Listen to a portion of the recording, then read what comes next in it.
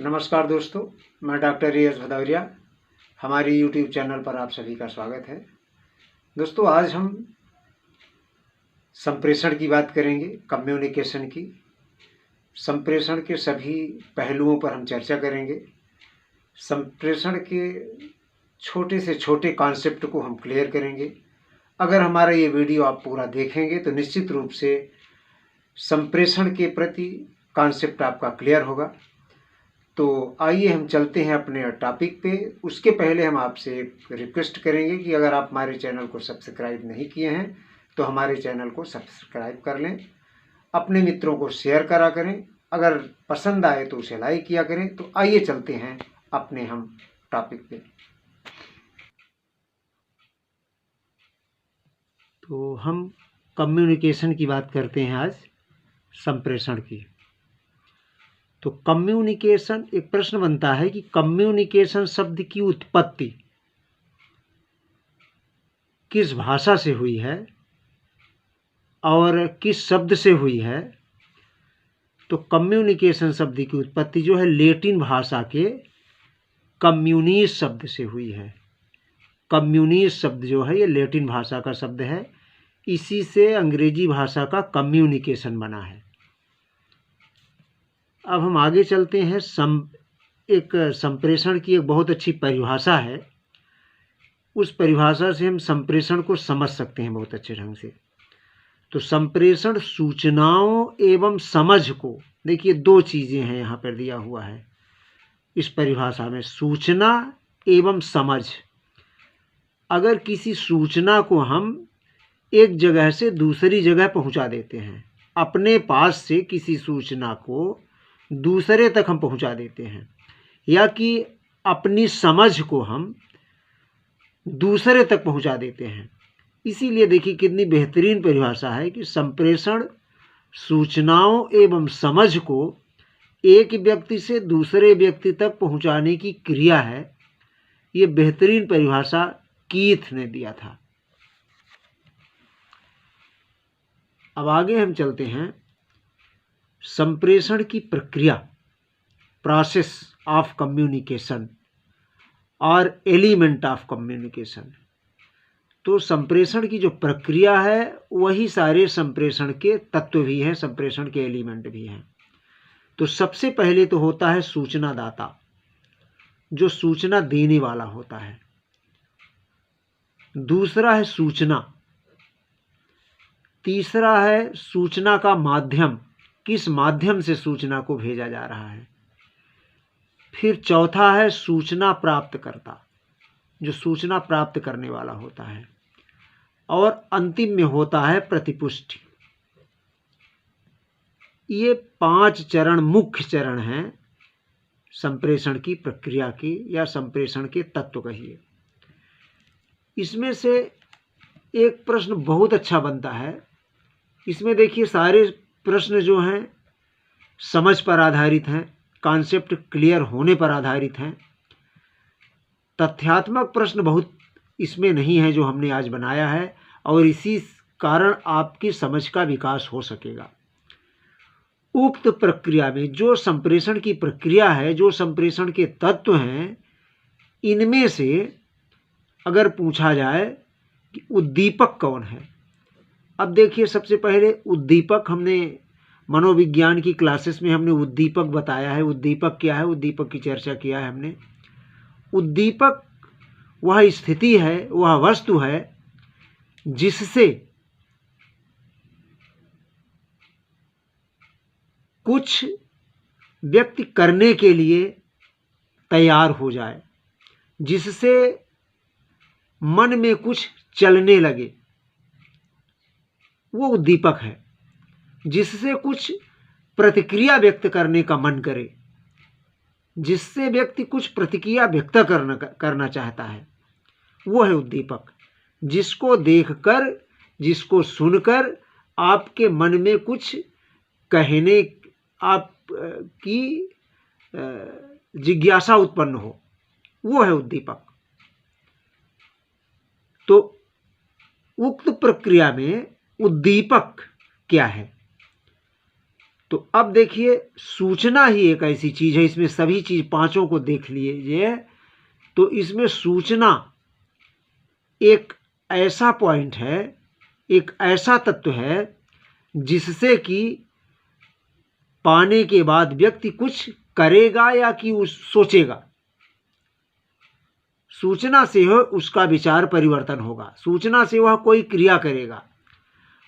तो यही चीज जिससे व्यक्ति कुछ सोचने के लिए मजबूर हो जाए, जिससे व्यक्ति कुछ क्रिया करने के लिए मजबूर हो जाए, वही उद्दीपक होता है।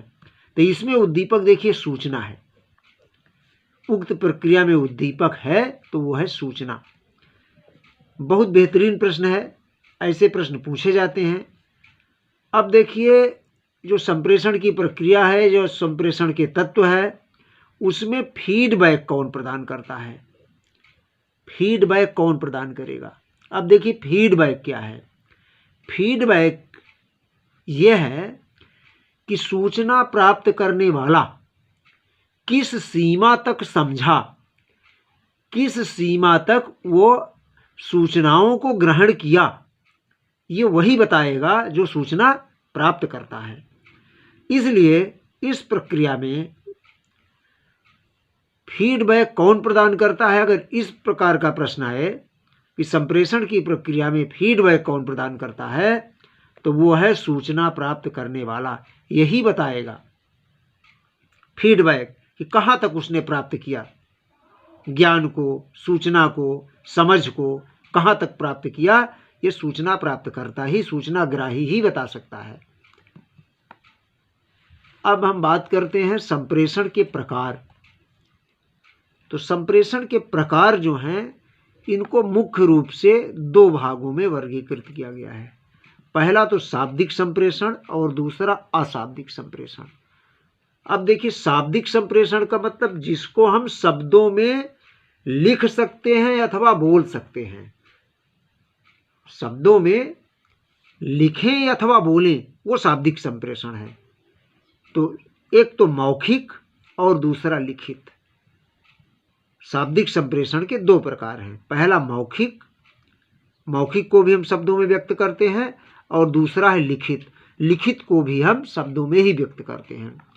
तीसरा है अशाब्दिक, जिसमें शब्दों का प्रयोग नहीं होता है, न तो लिखा जाता है इस संप्रेषण में और न तो बोला जाता है।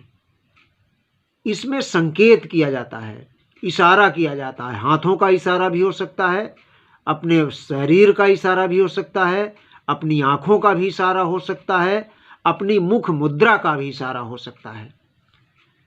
तो संकेत जो है वो है अशाब्दिक संप्रेषण। अब हम आगे चलते हैं।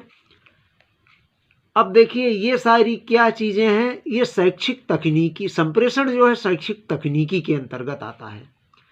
तो अब हम तो को थोड़ा सा शैक्षिक तकनीकी के उद्देश्य को भी जान लेना आवश्यक है। तो अब देखिए शैक्षिक तकनीकी के उद्देश्य। तो शैक्षिक तकनीकी के उद्देश्य हैं, शिक्षा के उद्देश्यों का निर्धारण करता है शैक्षिक तकनीकी। उद्देश्य का निर्धारण कौन करता है? शैक्षिक तकनीकी करता है। ज्ञान संचय, ज्ञान को संचय करना, ज्ञान का प्रसार करना और ज्ञान का विकास करना, ये सारी चीज़ें शैक्षिक तकनीकी के अंतर्गत आती हैं। शैक्षिक तकनीकी में शिक्षक स्थानापन्न नहीं बल्कि अनुपूरक होता है। इसमें जो है शिक्षक स्थानापन्न नहीं होता है बल्कि अनुपूरक होता है। शिक्षण प्रक्रिया को अधिक वैज्ञानिक बनाना, शैक्षिक तकनीकी का उद्देश्य जो होता है, शिक्षण की प्रक्रिया को, जो टीचिंग की प्रोसेस जो है, इसको अधिक वैज्ञानिक बनाया जाता है। ये इसका उद्देश्य होता है शैक्षिक तकनीकी का, किसी टीचिंग प्रोसेस और अधिक वैज्ञानिक बने। अगला है अधिगम की उपलब्धियों को इष्टतम करना, जो लर्निंग के अचीवमेंट हैं इनको इष्टतम करना, अधिक से अधिक करना इनको। अगला है बहुमाध्यम दृष्टिकोण का उपयोग कर, बहुमाध्यम दृष्टिकोण मल्टीमीडिया अप्रोच, मल्टीमीडिया माने कई माध्यमों का, उपयोग कर अधिगम विशेषताओं को निर्मित करना। अब है, हम अगले पॉइंट पे इसके चलते हैं। संप्रेषण प्रक्रिया को प्रभावित करने वाले कारक। संप्रेषण की प्रक्रिया यानी सूचना को एक स्थान से दूसरे स्थान तक पहुंचाने की प्रक्रिया में कौन कौन सी बाधाएं आ सकती हैं, इसको कौन कौन से कारक ऐसे हैं जो प्रभावित कर सकते हैं हमारी सूचना को पहुंचाने के लिए एक स्थान से दूसरे स्थान तक। तो सबसे पहला तो शोर है। शोर यदि होगा तो सूचना एक स्थान से दूसरे स्थान तक नहीं पहुंच सकती है। दूसरा है भाषा। भाषा यदि कठिन होगी तो भी एक स्थान से दूसरे स्थान तक पहुंचने में दिक्कत होगी, और उसी रूप में, जिस रूप में हमारी सूचना है उसी रूप में यदि भाषा कठिन है तो नहीं पहुंचाई जा सकती दूसरे छोर तक। तीसरा है संवेग। संवेग कोई भी हो हमारे कार्यों को प्रभावित करते हैं, चाहे क्रोध हो, चाहे किसी भी प्रकार का संवेग हो, चाहे घृणा हो, चाहे प्रेम हो, ये सारे संवेग हैं। और संवेग जो हैं हमारी प्रक्रिया को प्रभावित करते हैं। प्रभावित करने का तात्पर्य ऐसा भी हो सकता है अच्छे से भी प्रभावित होना, यानी कि प्रभावित का मतलब यही नहीं है कि सिर्फ बाधाएं उत्पन्न करना। प्रभावित का मतलब अच्छे ढंग से भी प्रभावित करना, माने अच्छे ढंग से पहुंचाना भी हो सकता है। तो कुछ संवेग ऐसे भी हैं जिन संवेगों की उपस्थिति में, जैसे जिज्ञासा भी एक संवेग है। जिज्ञासा अगर है हमारे कि अपने संदेश को हम दूसरे छोर तक अच्छे से पहुंचाएं तो हम पहुंचा सकते हैं। भावनाएं भी डिपेंड करती है। अच्छी भावनाएं होंगी तो सूचना अच्छे ढंग से पहुंचेगी, अगर भावनाएं अच्छी नहीं होंगी तो सूचना और समझ अच्छे ढंग से नहीं पहुंच सकती हैं एक स्थान से दूसरे स्थान तक। ग्राही की ध्यानावधि। ग्राही यानी सूचना को प्राप्त करने वाला, वो कितने समय तक सूचना प्राप्त करता है, ये कितने देर तक वो ध्यान उसका एकाग्र रहता है। कुछ ग्राही ऐसे होते हैं जिनका ध्यान एक एक सेकंड में, 10-10 सेकंड में विचलित होता रहता है। तो ध्यान विचलन की स्थिति में सूचना को अच्छे ढंग से ग्रहण नहीं किया जाता है। कुछ बच्चे होते हैं जो